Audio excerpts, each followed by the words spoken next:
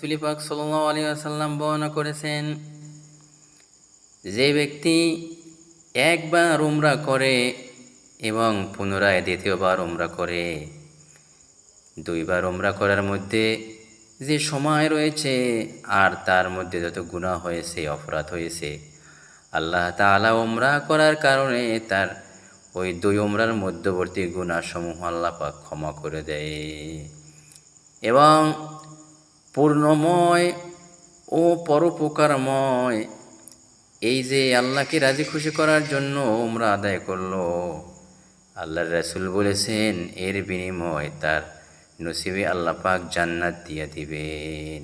বুখারী শরীফের মধ্যে আল্লাহ রাসূল বর্ণনা করেছেন। প্রিয় ভাইয়েরা, আমরা সকলের আশা, আমাদের টার্গেট, আমাদের আকাঙ্ক্ষা আমরা জান্নাতে যাব, জাহান্নামের কষ্ট শাস্তি সহ্য করতে পারবো না।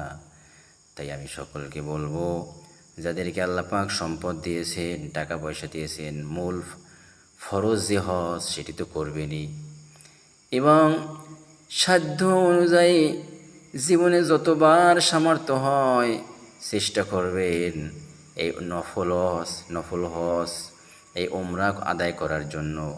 আর জীবনের সকল গুনাহ ক্ষমা করে যদি মালিকের কাছে আমরা হাজিরা দিতে পারি, আমাদের জন্য আল্লাহ পাক জান্নাতুল ফেরদাউস সহজ করে দিবে।